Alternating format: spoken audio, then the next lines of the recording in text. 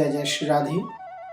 एक भक्ति की जिज्ञासा थी कि क्या अपने संपूर्ण जीवन काल में यदि कोई व्यक्ति 3.5 करोड़ हरिनाम का जप पूर्ण कर ले तो क्या इसी जन्म में भगवत दर्शन प्रत्यक्ष संभव है।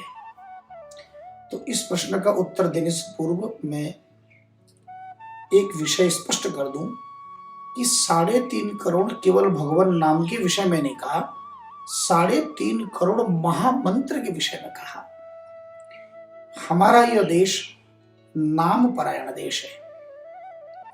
सदियों से ऐसे ऐसे संतों की दिव्य भूमि रही है जो केवल सतयुग अथवा त्रेता में ही नहीं, इस कली काल में भी भगवान नाम जप के द्वारा प्रत्यक्ष भगवान का दर्शन किया, भगवान को अपनी गोदी में लाड़ लड़ाया। ऐसे संतों की बड़ी लंबी चौड़ी सूची है। सूरदास गोस्वामी तुलसीदास जी, मीराबाई, तुकाराम जी, नामदेव जी, रामदास जी जिन्हें हम समर्थ गुरु रामदास कहते हैं, कबीर जी, नानक जी, दयाबाई, जनाबाई, करमेती बाई।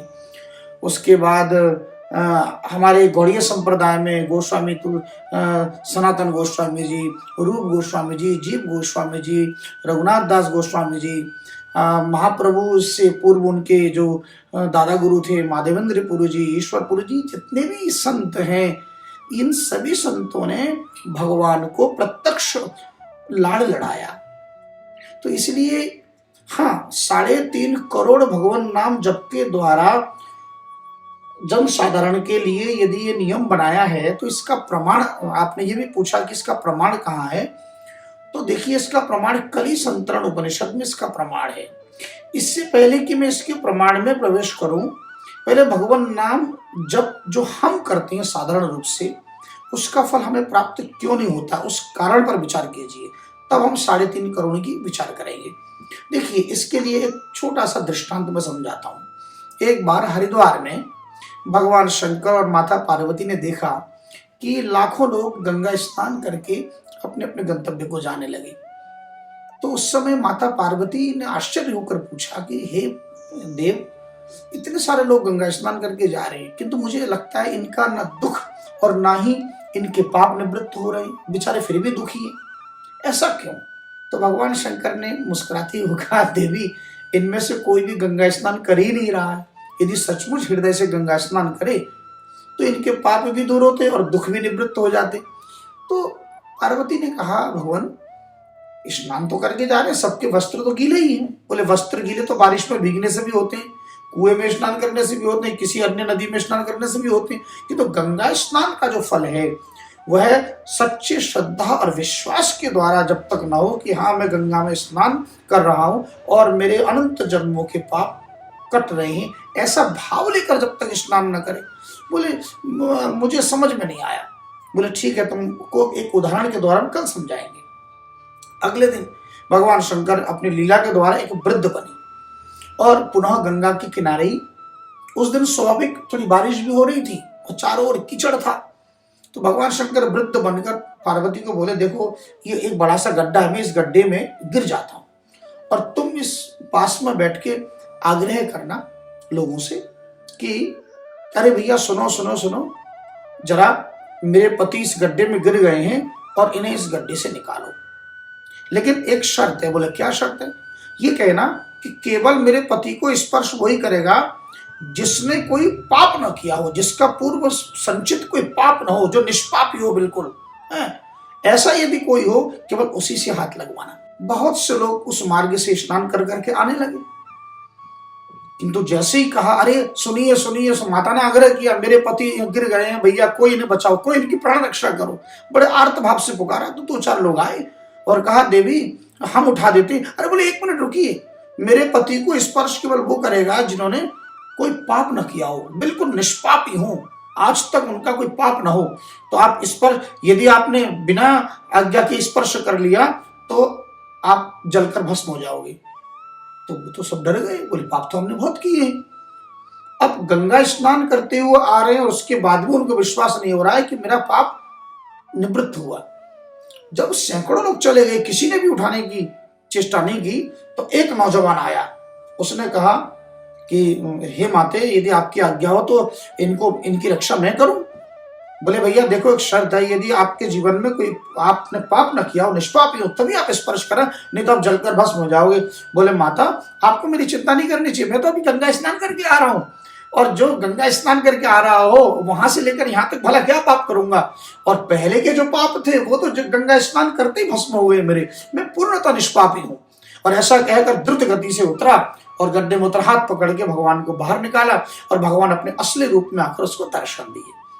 इस कथा से यह स्पष्ट हो गया कि स्नान तो सबने किया, पर किसी को भी ये भान नहीं, ये ज्ञात नहीं कि हमने गंगा स्नान किया।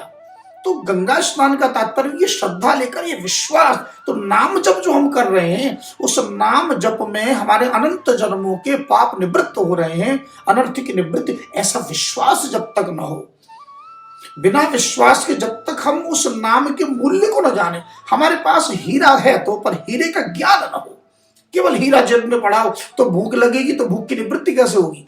पर कोई आकर हमें ज्ञान करा दे कि तुम्हारे जेब में जो कांच का टुकड़ा दिख रहा है ये कांच नहीं है, हीरा है, और जैसे हीरे का मूल्य पता चल गया, अरे ये तो 20 लाख रुपए का हीरा है, तो फिर भूख प्यास भी मिट जाती है। ठीक उसी प्रकार भगवान नाम को, जो नाम की महिमा को जानकर और विश्वास के साथ जप करे, तो फिर 3.5 करोड़ महामंत्र क्यों, फिर तो 2-4 वर्ष भी यदि केवल नाम जप करे, वैसे 3.5 करोड़ का हिसाब है। यदि आप प्रतिदिन 64 माला जपते हैं तो 1 लाख, और 365 में यदि आप 6400 का गुणा करें तो एक वर्ष में 23,36,000 नाम जप हो जाती है, क्योंकि एक मंत्र में 16 नाम होती हैं। तो एक माला जब हम करते हैं तो 1600 नाम जपना हो जाता है, किंतु यह महामंत्र की बात हो रही है, नाम की नहीं।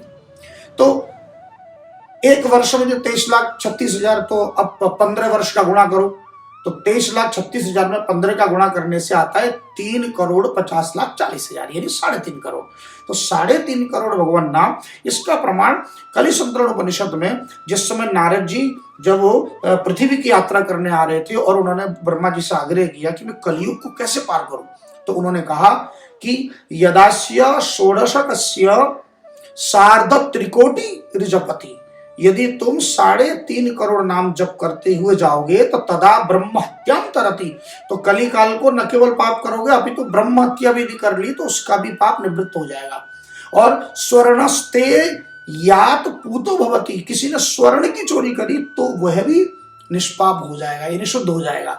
आगे कहा कि वृषली गमनात पूतो भवति, यदि कोई अगम्य स्त्री हो, दूषित स्त्री हो, उसका भी यदि किसी ने संग किया हो तो उस स्त्री संग का भी पाप निवृत्त हो जाएगा।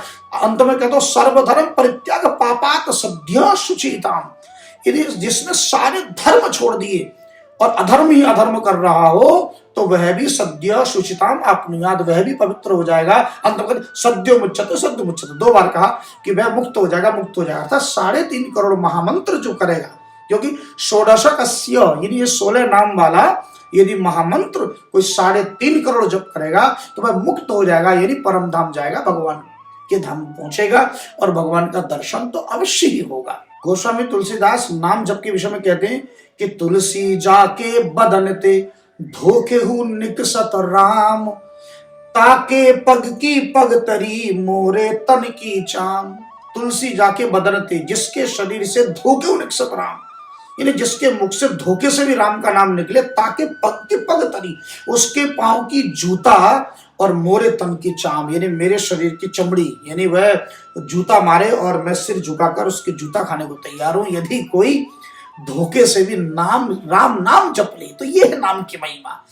गोस्वामी जी यही नहीं रुके, वो आगे भी कहते हैं जात पात से ऊपर उठकर कोई नाम जप करे कि तुलसी भक्त स्वपच भलो, स्वपच कहते हैं चांडाल, वो भी भला है। तुलसी भक्त स्वपच भलो भजे रैन दिन राम, जो रात दिन राम का नाम भजे। ऊंचो कुल के काम को जहां न हरि को नाम, ऊंचा कुल में जन्म हो और यदि भगवान का नाम न हो तो ऐसे ऊंचे कुल में जन्म लेकर मैं क्या करूं। तो अर्थात भगवान नाम जपने वाला, चाहे वो स्वपच हो, चांडाल हो, कोई भी निम्न जाति में हो, उसका भी स्वागत है, वह भी यहाँ पर स्वागत का अधिकार है, वह भी सर्वश्रेष्ठ मानने योग्य है। इसलिए आज ही 1 लाख हरिनाम यानी 64 माला जपने का संकल्प लीजिए और इसी जन्म में रोग शोक भय बाधा व्याधि यद्यपि नाम जप का जो मुख्य उद्देश्य होना चाहिए वह निष्काम होना चाहिए, भगवान से कुछ मांगे। अब बताइए 20 लाख के हीरे के बदले में कोई एक गिलास पानी खरीदेगा? तो ऐसे भगवान नाम के बदले यदि कोई संसार की छोटी मोटी वासनाओं की पूर्ति करे तो यह अत्यंत निंदित कार्य है। किंतु फिर भी यदि कोई शारीरिक कष्ट से परेशान हो रहा हो, क्योंकि शरीर का कष्ट सहा नहीं जाता, तो शारीरिक कष्ट से उपरित होने के लिए यदि भगवान नाम का आश्रय लिया जाए तो बलिहारी, क्योंकि शरीर है तो भजन होगा। उसके बाद फिर भजन, संकट से उबरने के बाद ही तो भजन करेगा। गजराज का पांव तो मगर ने पकड़ा हुआ है, तो जब तक वो पांव छूटे नहीं तो बेचारा भजन कैसे करे? इसलिए गजराज ने संकट की स्थिति में भगवान की शरणागति की।